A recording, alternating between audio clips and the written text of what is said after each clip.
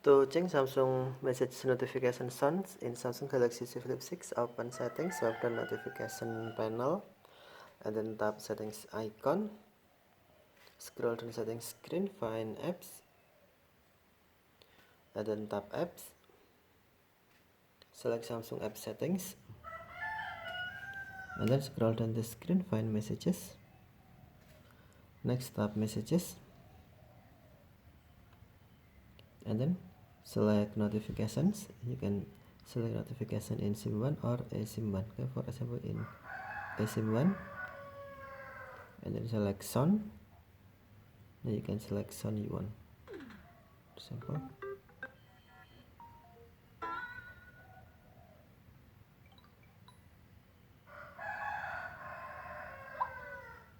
And then tap the button to save.